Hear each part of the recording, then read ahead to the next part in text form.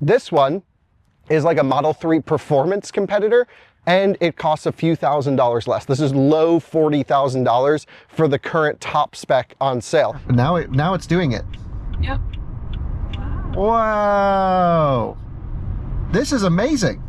And it does the most perfect one-pedal drive right to a hold. I think this is the best driving Chinese car I've ever been in. Warning, there's a car cutting in front. She said there's a car cutting in front. Thank you to our sponsors for today's video, InfyPower, Amber, StarCharge, and Eaton. InfyPower is the largest EV charger module provider with over 3 million power modules running reliably worldwide. Their latest G2 collection features ultra-high power density and efficiency for EV charging and energy storage integration. InfyPower, innovation for your power.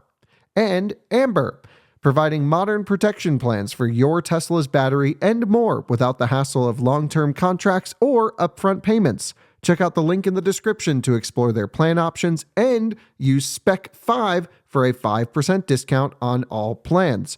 This video is also brought to you by StarCharge, the largest EV charging manufacturer in the world, and is also a provider of residential and commercial battery storage and microgrid solutions.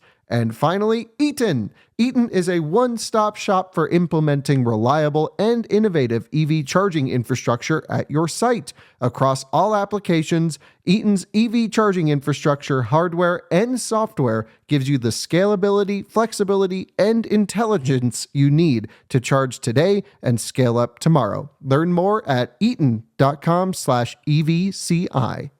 Hello, good morning, and welcome to beautiful Southern California, and welcome to the Xiaomi SU7. What the heck? Yes, I'll get into why this car is here. A huge shout out to DCar and explain what they're up to as well.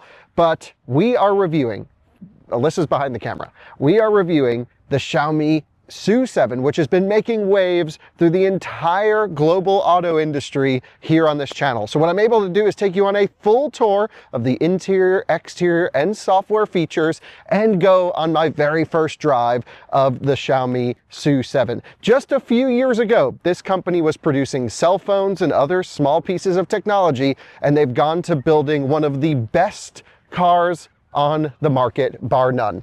It's crazy what is happening over in China. I'm attempting to try and figure it out by driving some Chinese cars here in the US. I'm then going to work on a trip and go over to China, maybe look at their charging infrastructure, battery swap programs, go on a road trip or 2 or 3. So much to do to figure out what is going on in the global EV industry. And well, it starts again now with the Xiaomi SU7.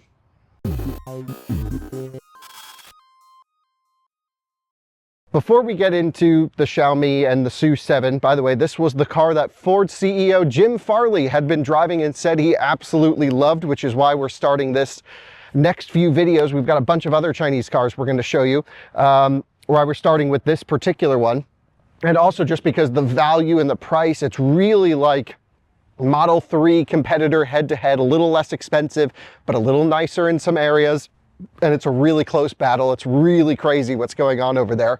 I just want to take a step back and talk about Chinese cars in general, the car market, and some of our experiences, because we've tested and reviewed quite a few Chinese cars on this channel now. And actually, let's walk around so we can show everyone this thing, Alyssa. We've tested a lot of Chinese cars from NIO and BYD. We've shown some Xiaopangs and some others here on the channel. And the videos have quite a bit of interest, mostly we have, interest from our normal viewers, but I'm really interested in them because it's something that most Western automotive people don't have experience to play around with and drive these cars. And they're getting so good. And the development times are getting so short where you can now compress a typical 7-year development window into a 1.5 or 2 years from a car from pencil to production. The whole sort of supply base in China is building out where you can build incredible cars like this one here for less money, way less money than what's going on for the cars here in the US. On top of that, yes, some of the low price is driven by government help to start up these automakers, and they're given a lot of funding. To be honest, I don't fully understand how it works, but the prices on these cars that people are paying over there are insanely low. Like this particular one is the Xiaomi SU7 Max, which is actually not the Max. They have an Ultra one coming in the future that's even going to be faster with like 1,500 horsepower. It's going to be crazy. But this one is like a Model 3 performance competitor, and it costs a few $1,000s less. This is low $40,000 for the current top spec on sale. And just to give everyone an impression of what you get for that $40,000, take a look in here. You're gonna see very Porsche-like styling cues, very Porsche-like seating and steering wheel, super nice materials everywhere. I'm not here to say that everything is fully well thought out. I'm sure we can find a few flaws like we do with every car, and I'm certainly gonna point them out along the way. But regardless of how a lot of these Chinese startups are funded or brought to market, people are paying a very small amount of money for insane cars over in China regardless. And Xiaomi is a massive corporation, by the way, so this is not some startup. They're a bit like Apple over there, where they make a bunch of products, they all integrate with each other, and now all of those products can integrate with this car and vice versa. So it's really like building out an ecosystem for them. And it's just, whenever I play around with these cars, especially something as high tech and as well sorted as this one, I just think, wow, we are so far behind. Or really the only glimpse, the closest we can get to what's going on over there is through Tesla or Rivian or Lucid to an extent.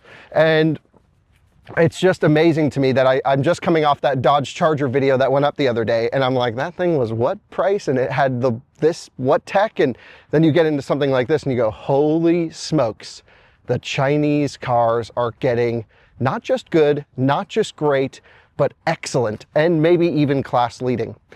So I want to learn more about the Chinese car market. We're going to be interviewing experts over there, and we're just going to be diving in. So hang on tight. This is just piquing Kyle's interest, if you will, and that's why I'm doing this.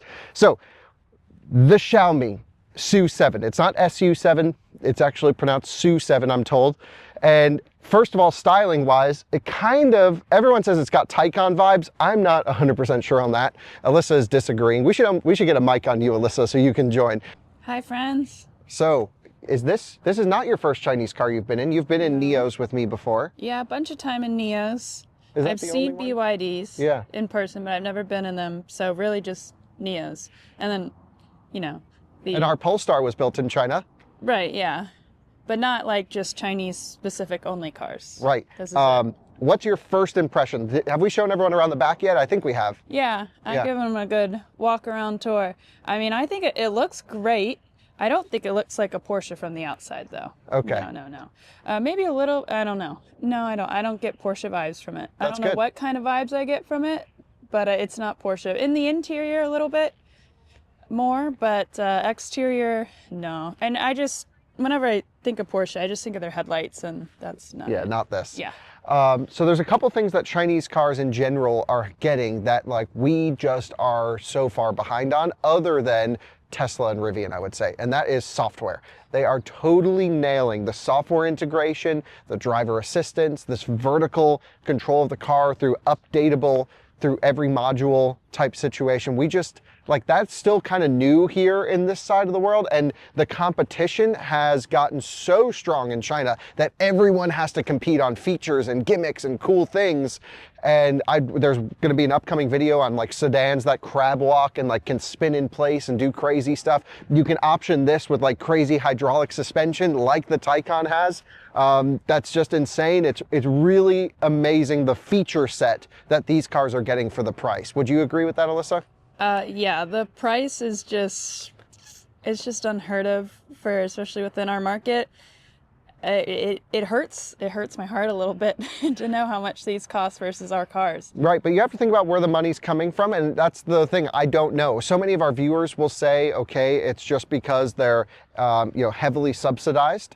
Some will say, okay, it's because they have a more mature supply base. And I'm sure it's a mix of all of the above, but it is crazy regardless of what's going on. And there's just so many startups of new brands going, and it's just amazing. So should we just get into this one then? Yes, of course. Xiaomi SU7. The reason I'm so interested in this car was they got 100,000 reservations, and they're not like cheap. It's not like $100 down. These were $850 pre-orders.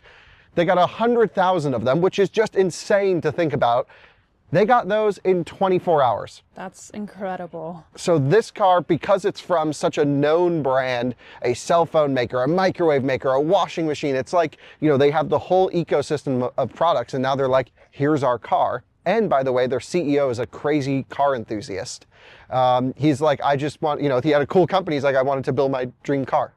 And I see his posts on X, on Twitter a lot, and he just seems like a cool car guy.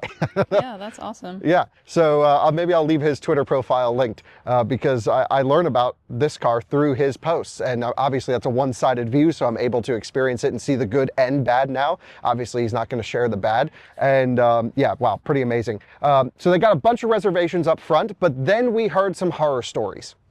And the horror stories were around the braking package on the car. They built a performance-oriented sedan that there was like a major crash that happened where a dude went like backwards into a wall and the seat broke. It was a major crash because the brakes were underperforming. There were then issues of paint quality and even body fitment and maybe some of the panels not fitting totally correctly. But I think I watched a video from Wheels Boy, who's a fantastic sort of Chinese-based car reviewer. He mentioned that, like, yeah, okay, it's a brand new car that's ramping production. There's quality issues. We heard about it with Tesla. We've heard about it with everyone else. But it sounded like the excitement didn't drop at all. It's something that Xiaomi definitely needs to work on their sort of end-of-line quality and just maybe upgrading brakes and some things like that. But it's their first product, their first car, and they're so close to perfection that it's not stopping the excitement at all in the Chinese market. There's still a wait. And this car's been on sale for 6, 7, 8 months, something like that, and there's still a 4 to 6 month wait to get one of these, which is amazing. So there's a few different trims and a few different battery packs, which is kind of interesting. There's a rear driver base one that has a little bit slower charging time, a little bit less range. Then there's a, I think, performance-based rear driver. Then there's the all-wheel drive performance, which is this one here, which is called the Max. And that is basically, you know, sort of Model 3 performance competitor, if you will. It's about 100 kilowatt hour battery pack, so a huge battery, and it's NMC, but it still charges at almost 300 kilowatts. It's like 280 kilowatt peak. And let's show everyone the charging port, actually. If I come on over here, it will, I'll wait for you guys to come over so I can show you this. I'm gonna hit the open button. Boom, and you can see this is the Chinese charging standard. So you have your sort of GBT here. So you have your AC charging and your DC charging. And this is a clever little flap that essentially can work on covering both. So this one can go and cover your AC side, or it can go this way and cover your DC side, which I've never seen that before. I would probably throw that out if it were me, so you don't have to deal with it. But if you just don't want dust getting in there, you're totally fine. Nice charge port actuation. Everything works perfectly. No issues there. 10 to 80% in about 20 minutes on this one. It's about 30 minutes on the lower end battery. And then there's this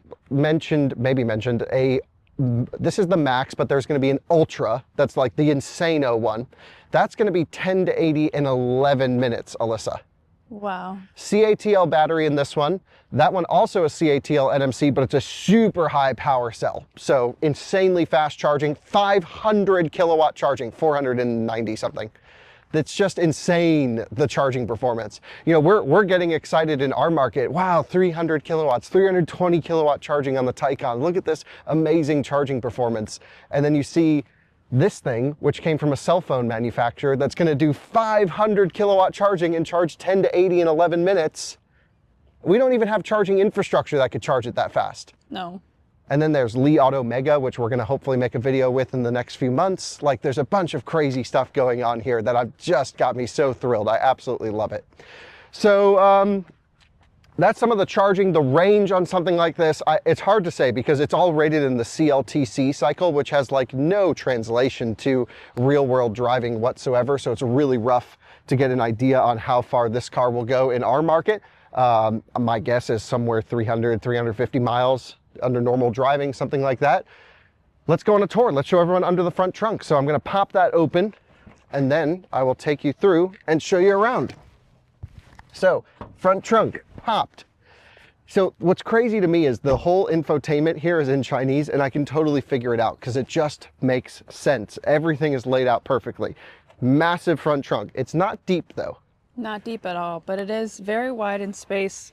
So you'd still really just be looking at, I don't think you could really put much like big grocery bags or anything in here, but you can definitely fit your charging cords and stuff like that. So I love this little plaque here. Alyssa, if you can come in and show this, 21,000 RPM max spin on the motors, 495 kilowatt peak output, which is the same as that Dodge Charger EV muscle car that costs 70,000 base. The one that does big power was what, 80 grand almost? Yep. And this thing's 40. Yeah. It makes the same power, and 838 Newton meters. Now it makes a little bit more power than a Model 3 Performance, and honestly not a little bit. It's like 150 more horsepower, but it's similar 0 to 60 in that low 3, high 2 range, probably low 3 realistically, and that's because it weighs more than the Model 3. So the thing with most of the Chinese cars that I've driven, I've never driven one that feels totally sorted. They always have like a weird brake or weird steering or weird chassis. They nail the software, but they don't nail the total vehicle dynamics. I'm told this gets the closest, and I'm told by like great reviewers who have spent time with this car that everyone's like, damn, this drives great. And that's what I've heard. We're gonna play around with it. I still am like a little bit cautious on the braking package, but I think if there's ever gonna be one that really does just drive like a nice Western tuned car, if we could say it that way, we're getting there. In terms of like package on driver assistance, there's 3 levels. This one's optioned with the big boy. You can tell because it has the LiDAR up here. It's like a $3,700 option to go for the fully baked driver assistance. And that means it will do, I think, what they call navigate on autopilot, which is what Tesla calls it.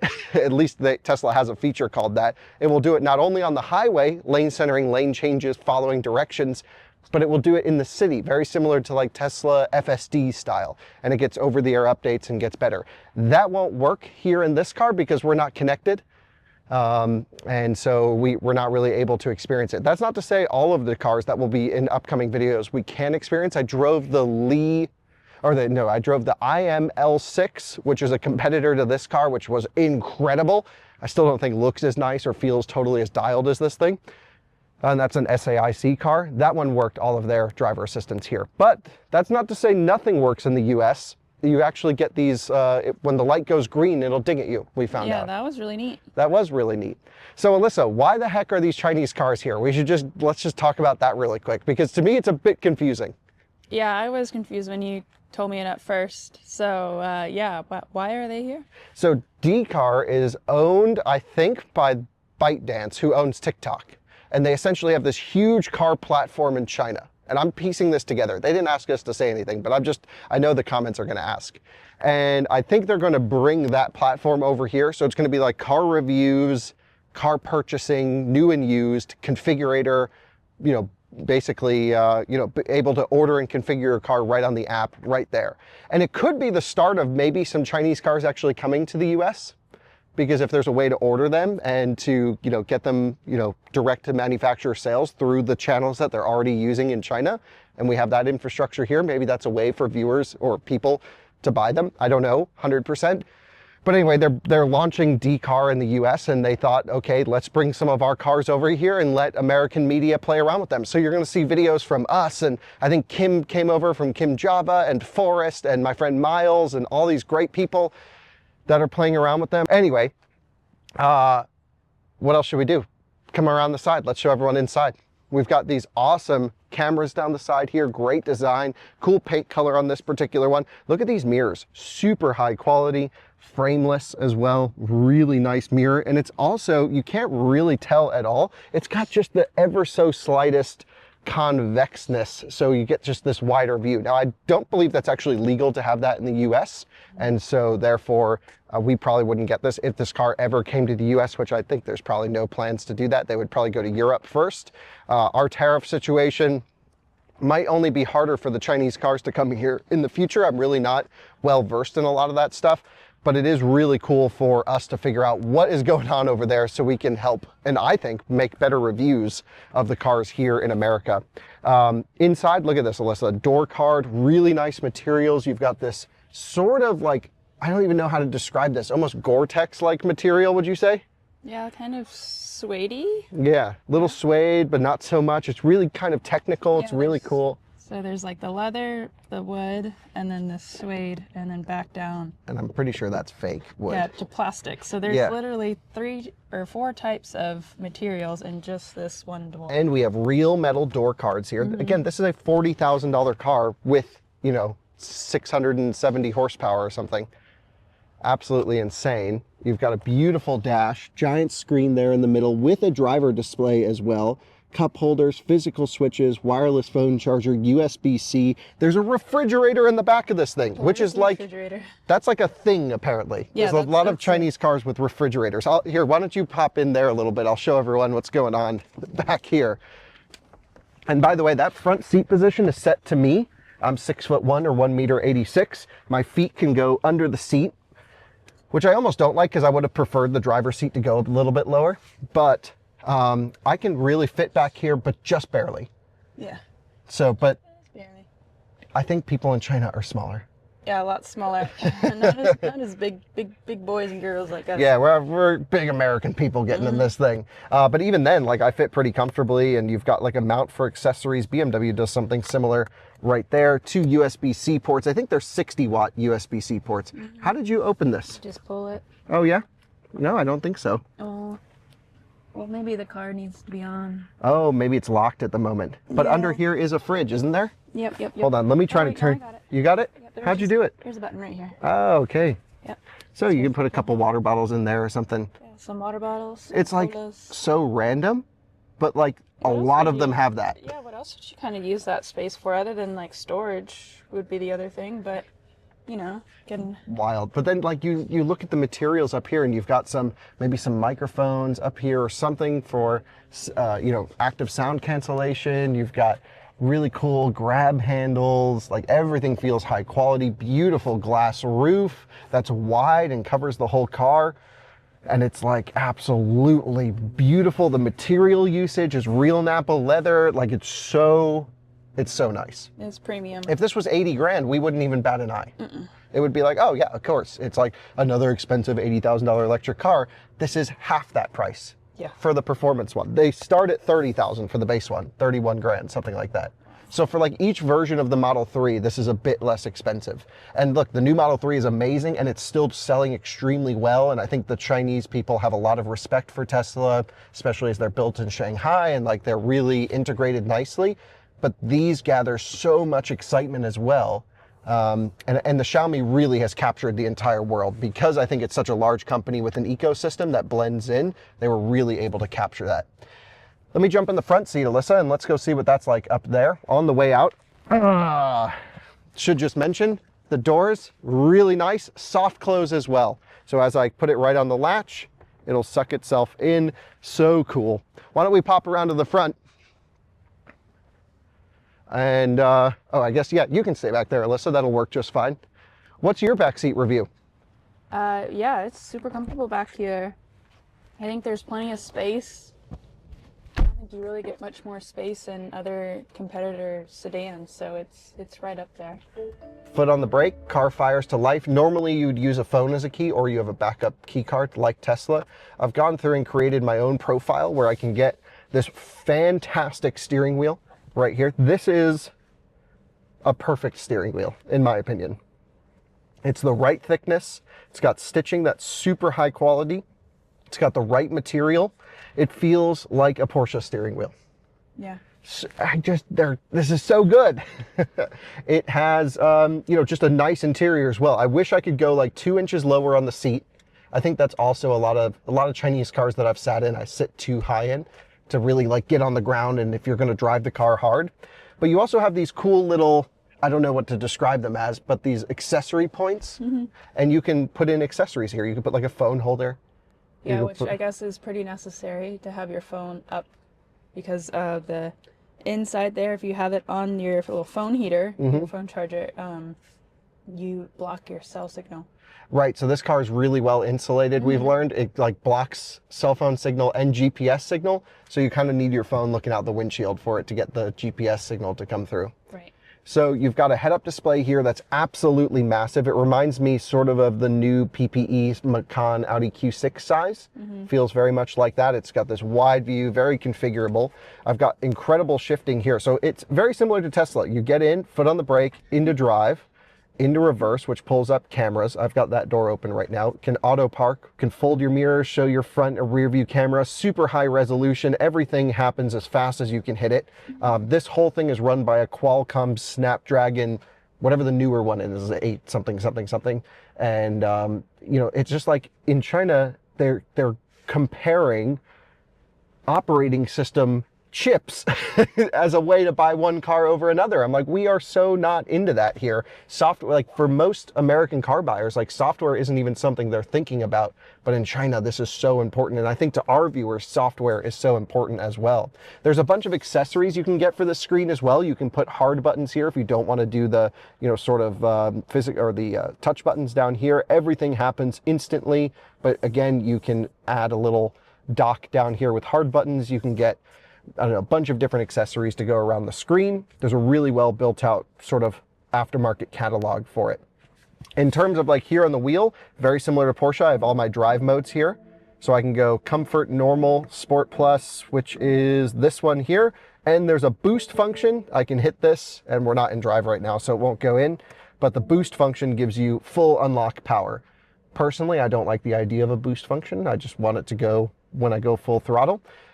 But that's there, it's totally fine. We also have all of our driver assistance that you would turn on and off from down here in the bottom left of the wheel, and that works pretty well. Other than that, the whole interior just feels so well put together. Really cool materials considering the price. Yeah, there's some plastics, but they feel really good. And then you've got hard buttons down here in the center as well that can adjust some functions. So for example, I can raise and lower the rear wing. So I can go to maximum height, which is this one here. And Alyssa, if you point the camera out the back, you can see the wing is up. I'm going to put it down really quick. And there it goes, wing goes down. And you can configure, let's say you don't want it to do the wing or suspension height, you can configure these to do whatever you want them to do. It's just preset that way. So it's all controlled through software, which is amazing. There's also an override start stop button, but you don't need to hit it if you don't want to. Fits the strawberry acai perfectly. Normally I haven't been drinking this, but I figured we got to film a lot of videos today. Needed that consistency, needs the juice. And you know, just in terms of the seat and the comfort in here, this feels amazing. It's got a it really does have a Porsche-like dome out the side where you can see, you know, over the front wheels, that sort of typical Porsche view. And there's speakers in the headrest, not for audio like music, but it's actually for navigation. So only I will hear the navigation or the speaking, and it doesn't bother other people in the car, which is really cool. Other than that, we've got a center armrest here, which I think works pretty well. A couple times I've opened this by accident, just by like having my elbow here. And then like if you hit it the wrong way, you know, that can open it. But I don't think it's that big of an issue. Maybe this should just be inset a little bit, but totally fine. Massive storage underneath in the center as well, which is really great. So should we go into the software stuff, Alyssa? Because I think that's going to be super important for everyone to see. Yeah. All right, why don't you hop up here and let's do some software stuff. Alyssa, we are inside, ready to go through the infotainment. The first thing that's really cool is actually this driver's display flips and rotates when you exit, and you get this really nice outline of the SU7. Then when I put the car on, which happens when you just hit the brake, it flips around. How cool is that?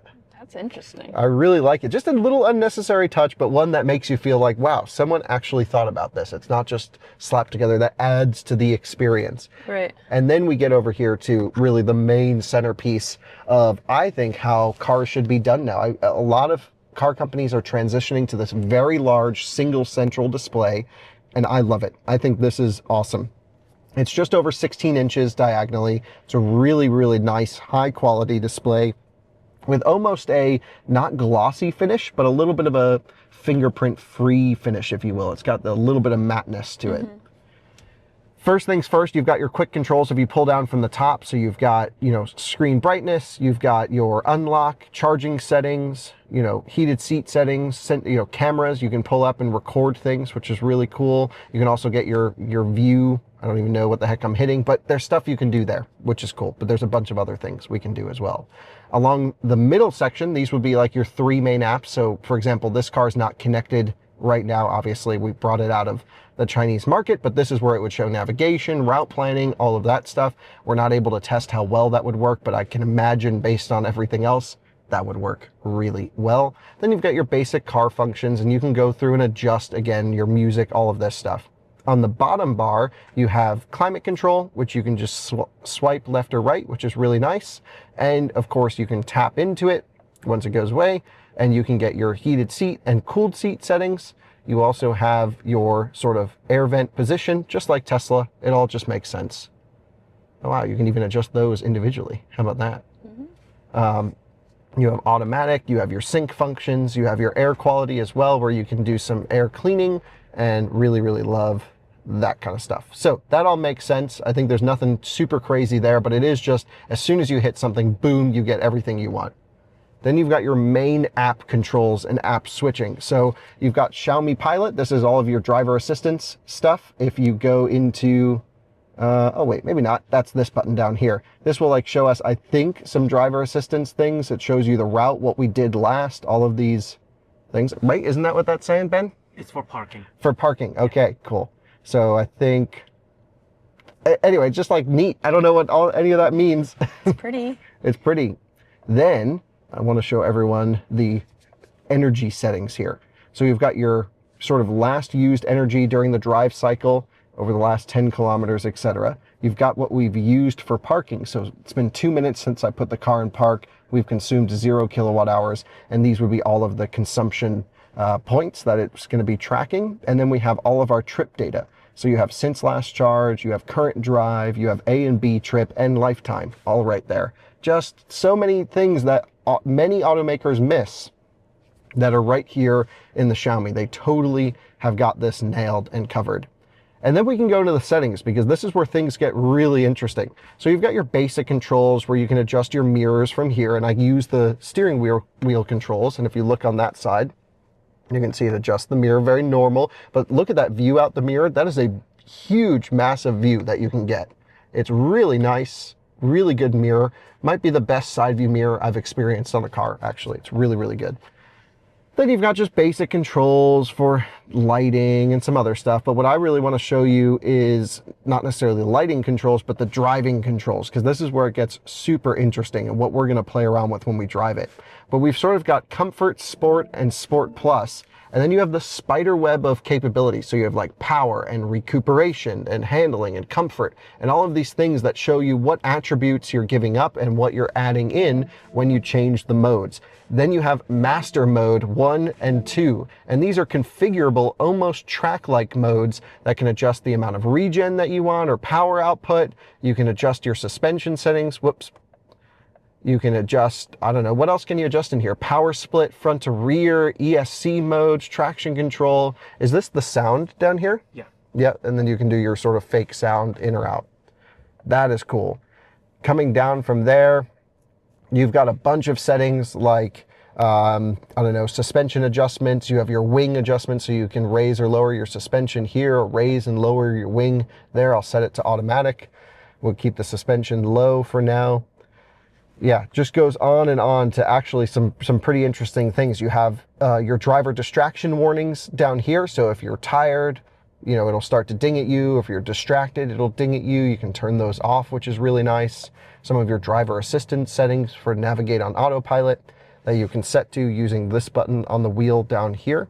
Again, that is what adjusts all of the autopilot settings. It's not going to be able to load anything because we're not connected to the markets, but then you have, you know, speed limit deviation and just tons of awesome, crazy amount of settings that you can have for your driver assistance. This is something that like is Tesla level of driver assistance customization and options, and we just haven't seen this from any other brand in our market at all, not even close. And I'm not saying this is better or worse than Tesla. I haven't experienced it. I mean, Tesla FSD 13 looks absolutely insane and probably still is better, would be my guess. But I just love that other brands are working on some of these things. Then you get your charge settings. So you've got a 50 to 100% charging limit.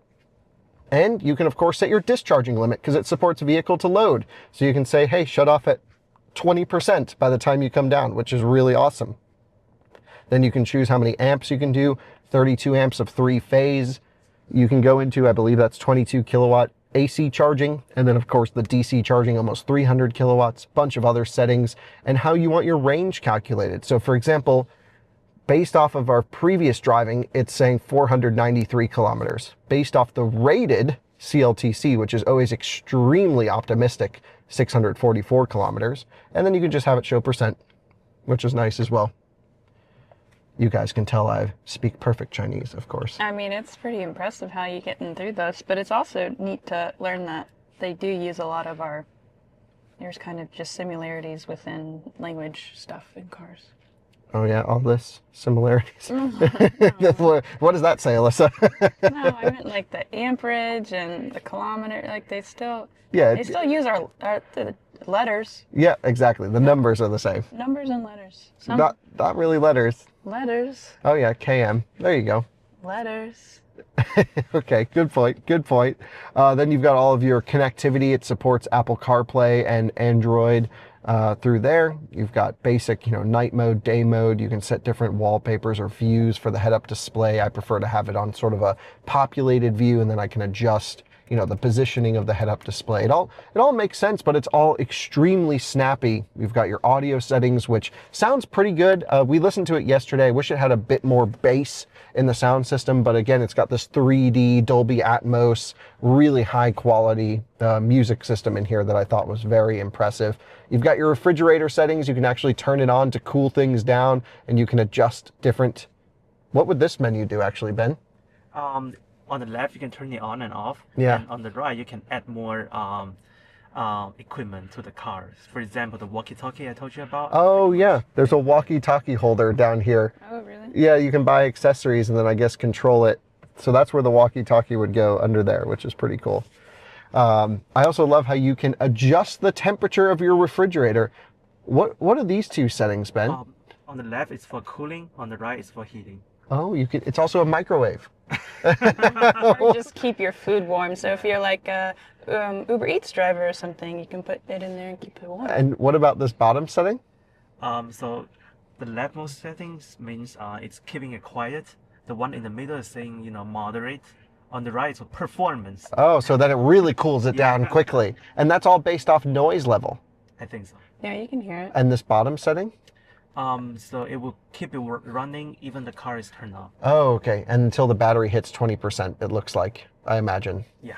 Okay, great. But we don't necessarily need it on. We don't need to drain the battery for that. Because charging this car here, you guys do have a GBT adapter. Yes. Where you can charge on CCS, but it's hard to find the perfect stations. So you mostly use the AC charging at the office. Cool. Well, I hope we can get this for a charging test one day. I really want to see how this thing charges, but it's too juiced up at the moment.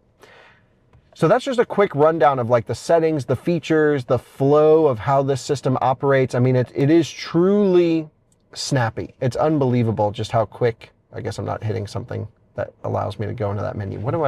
There was a menu here. Oh yeah, look at this. It's like Cybertruck. Just absolutely crazy. Also, we saw this with Lotus Electra, Alyssa. Remember that? Yeah. It's like the power of the software is so important. So I think I got to check out these cars yesterday and learn a little bit about them. And I went to the hotel so excited. I'm like, the software is amazing. The powertrain, the stats, the charging. I mean, we're living 20 years in the past. What's going on over there is what I've been just like shaking with excitement to show the viewers all of this. The one question, though, is how do they drive? Because I think that's the big negativity I've had with most Chinese cars is I love all of the software. I mean, I think I can equally appreciate software and equally appreciate driving dynamics. And so far, the Chinese cars have let me down. But I heard the Xiaomi should drive pretty well. So let's go find a road. Let's go drive this thing for the first time and see what it's like to drive, I would say, maybe one of the most well-respected Chinese cars on the market. Well, now you guys join us ready to go for a drive in the SU7. We've got our friend Ben in the back from DCar. What's up, dude? Hey, what's up? Thanks so much for letting us play around with this thing. Thank you too. So, Alyssa, we figured out what this parking thing was actually. Ben was telling us. Yeah. He read the characters. You can basically, if you have a parking garage or a parking area where you park every day and it's far away from the entrance, let's say you show up to the office, the car will auto park itself. and you basically show it, I guess, once where you want it to park and where you roughly want it to go and where you go, and you can say, okay, park in the same spot every time, park in a nearby parking space to that one within like 30 meters or so, or park along the way to whatever spot you can find. So you can just get out and the car will go park itself. It doesn't work here because it's not connected again, but cool. I don't know how well it would work, but it seems interesting. So I'm going to turn the car on and I'm going to select the Kyle profile. So the wheel's coming towards me now. Up into reverse. These feel very like Porsche stocks and look like Porsche stocks, of course. And we're going to go for a drive. The first thing we're going to do actually is I just want to make sure I have the settings the way I want them. So we have, oh wait, I don't even know what that one does. Driving. We're going to go into comfort mode first. Regen on full. And we're ready to go. Into drive, comfort mode. First of all, one pedal driving. I lift off completely. Comes to a stop, no jolt. That's like so hard for some automakers to figure out how to just do nice one pedal drive tuning, isn't it? I mean, you've driven some that have been really bad. Right, yeah, I mean, they're all just kind of all over the place. I can't even remember who's what and what does what, but it's not consistent. So here we are, like 35 kilometers per hour, lift off fully, coming smoothly to a stop. It shows me how many kilowatts of regen, and it does the most perfect one pedal drive right to a hold. Yeah, that's really smooth. I'm also pretty sure I saw a function in here that when you're not in emergency braking, even if you use the physical brake, it will do like a smooth stop. Oh, really? Yeah, so I'm just gonna put like a medium pressure brake pedal input in and see if it does a harsh stop or not. No, it lifts off at the end. Do you feel that? So there's no major jolt right at the end, which is, I guess, something that a lot of Chinese drivers maybe aren't great at driving. I hope that's okay to say, because that's my impression. And I think a lot of them will, like, you know, not know to lift off the brake pedal a little bit right at the end of it. Maybe it's because their tech is just so integrated so well that they don't realize it when they come to, you know, use our cars that don't have great pedal mapping. But this is sort of brand new, and I think all of this is kind of new in the car market as well over there. Like to see this type of stuff. But this smooth stop was it Bosch? Or I think it was a Bosch brake booster that does that. When you're in an emergency stop, it'll just lock the brakes all the way to 0. But if you're doing a medium pressure, it releases at the end. It just does this really nice, gentle roll. That's cool. Love that. It's really, really interesting. And, you know, driving around normally, it's got metal plated pedals, got a good seating position, good view out the front.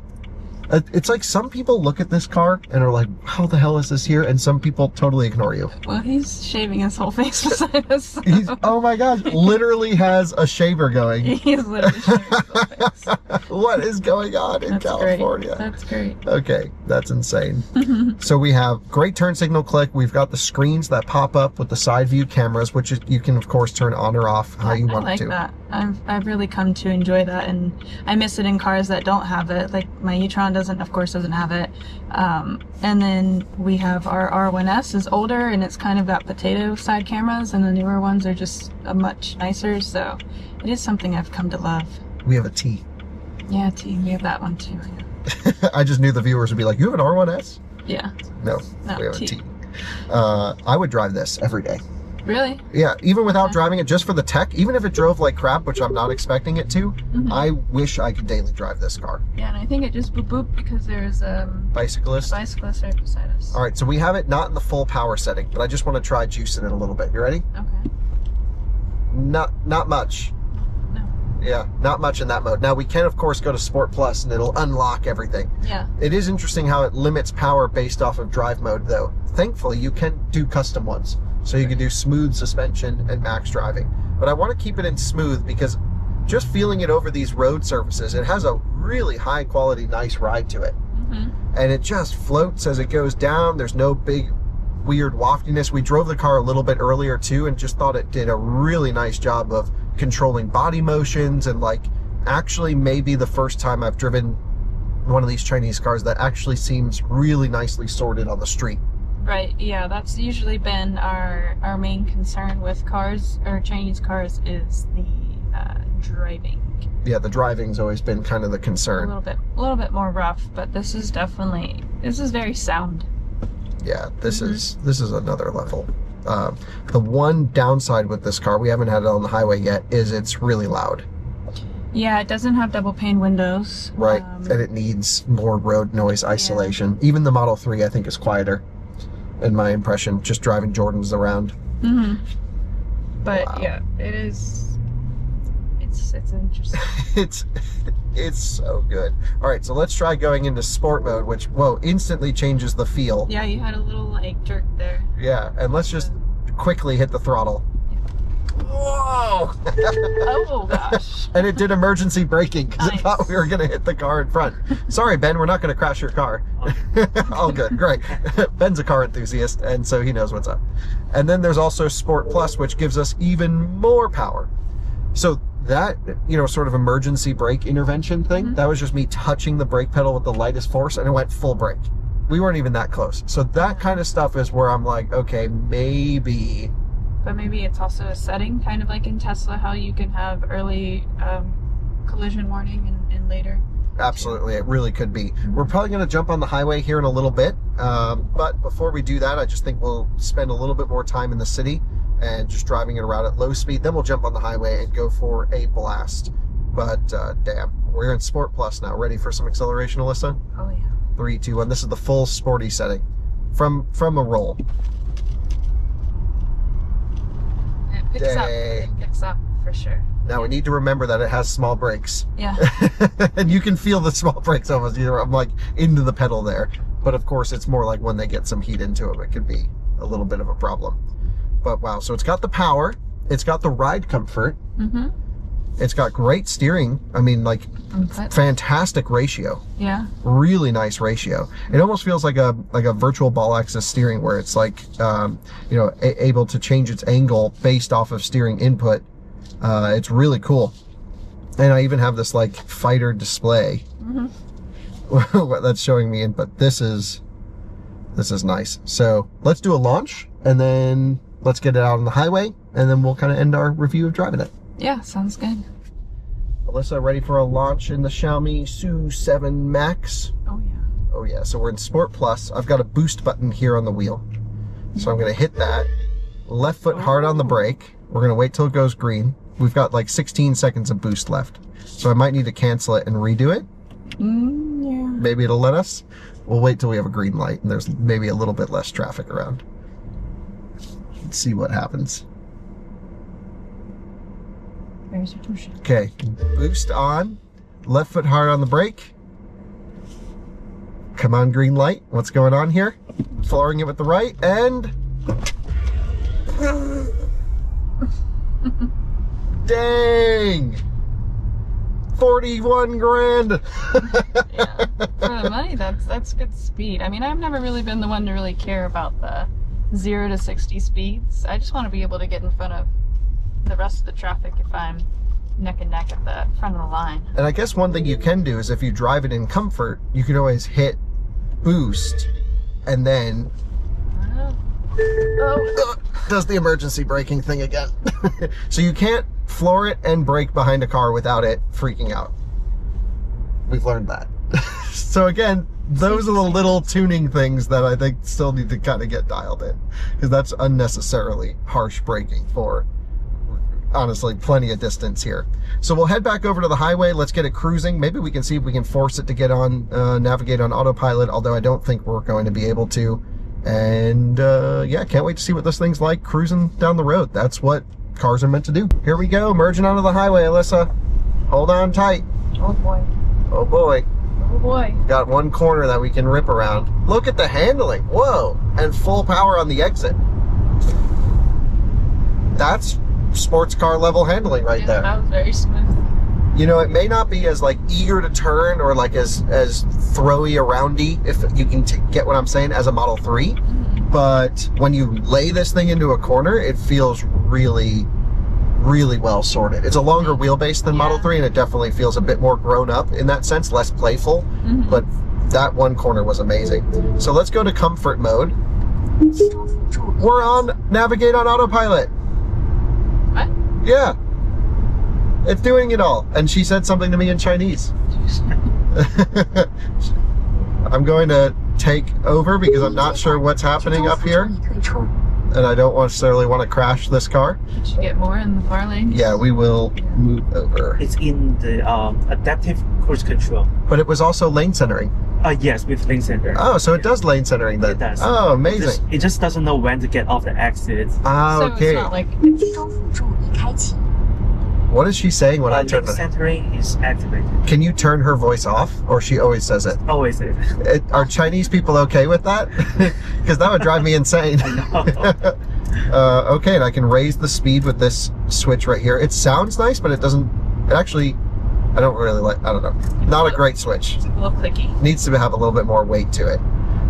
That is a minivan I've never seen before.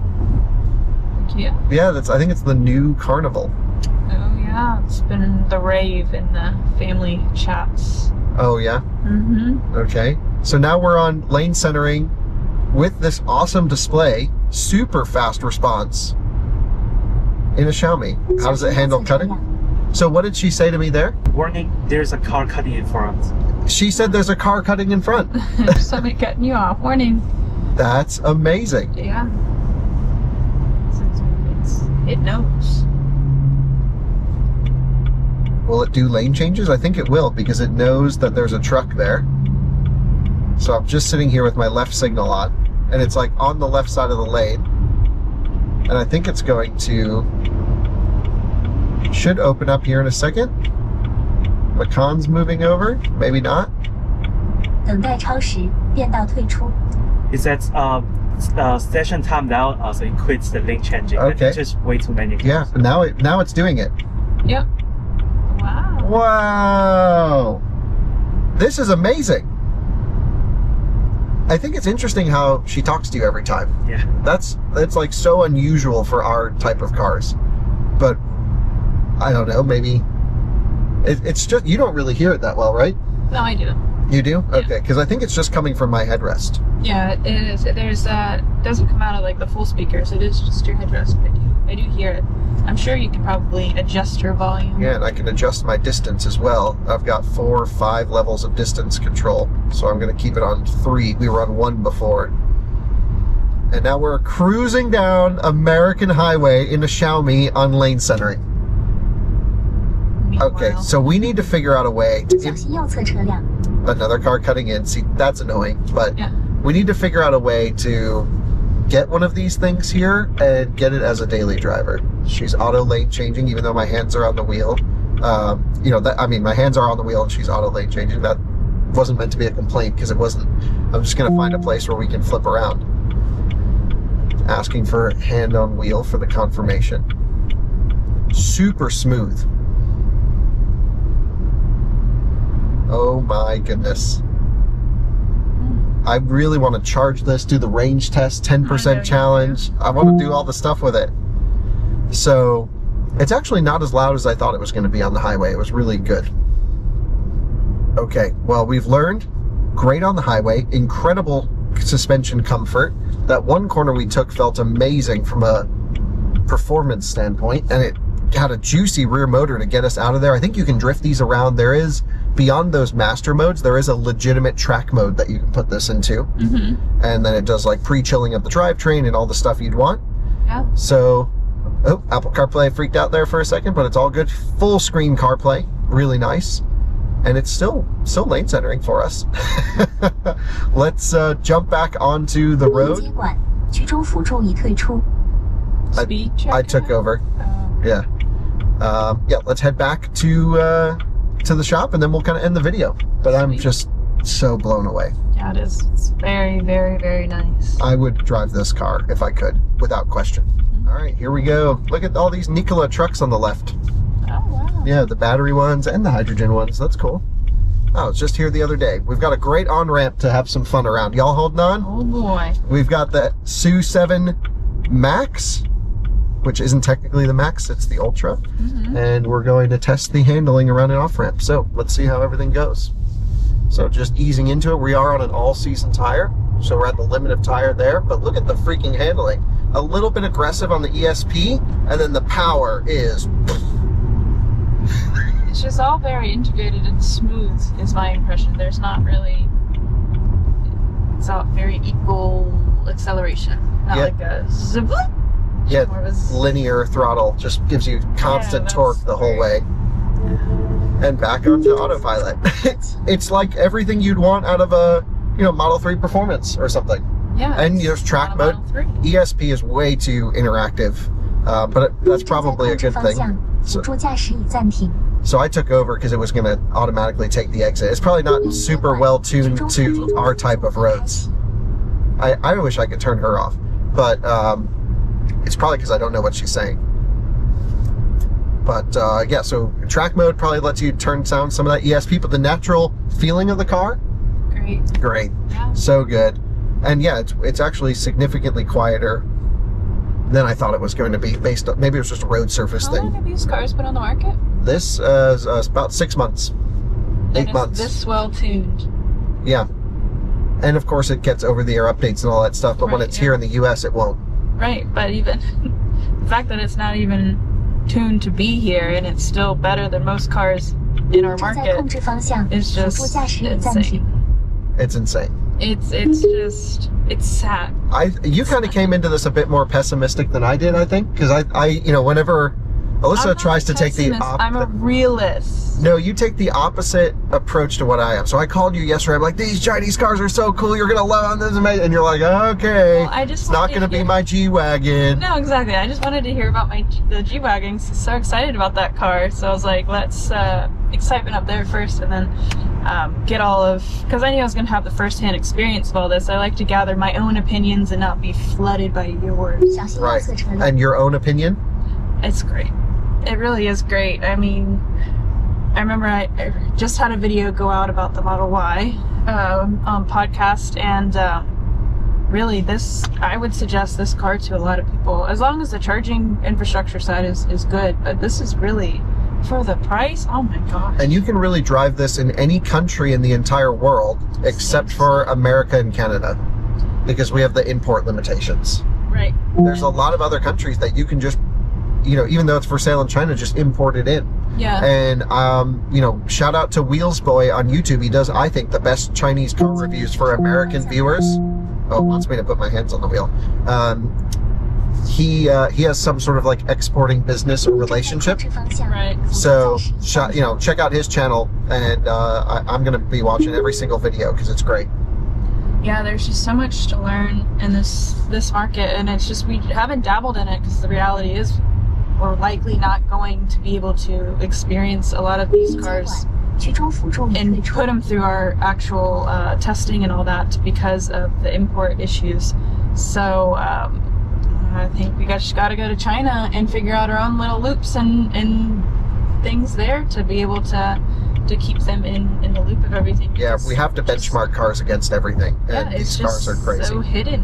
You know, the question is with these high power charging cells, and there's also semi-solid state. This isn't one of those, I don't believe. And also, I don't think there's a true solid state vehicle on the market, but the IML6 is semi-solid state. There's new battery technologies, longevity concerns, like all of these types of things that we're going to have to look up and figure out. But regardless of all of that, if you just look at the product for what it is today, Right. this is, if this was in the US right now, it would be eating everyone's lunch. You would get the people who wouldn't buy it just because it's a Chinese product or because of one reason or another. Just like you Right. don't get people buying Teslas because of Elon or one reason or another. But if you just get people who need a car from A to B and they're looking at value, they're looking at styling and quality and driving experience, this by far is like, you know, just right up there with the best. And I think if I had the choice between this and a Model 3, if this was fully locked in our market, I just think this is such a nicer place to be than a Model 3. And I called that the best car in the world. I'm not saying I would choose this over a Model 3 because there's still like some of the ESP, some of the brake-by-wire, I don't know. There's still a lot that, I mean, we're not going to be able to experience it day to day, and I think like just thinking about like serviceability and the issues. Well, they have with service centers all through China. Well, yeah, but to be able to adapt that and have all that into our market is Right. I would be don't know if extremely these will ever come. Right, exactly. So it's still Model 3 is still the best for our market. The noises are hilarious. It's very GM. type noises. Oh, like Hummer EV, Yeah. whatchamacallit? Okay. That's a good point. Wow, look at this dude. He's got the engine on the bike. So I think that's bringing us towards the end of the drive, Alyssa. It's great. It's great. I really don't think it's like my initial excitement of being in this car that's making me think it's amazing. I truly think it is an amazing car. Yeah, I think from our side, it's just mind-blowing. I don't know how to wrap my head around it. That's hard. Yeah, it's difficult to really say much because we're not gonna get Ready? it. Oh.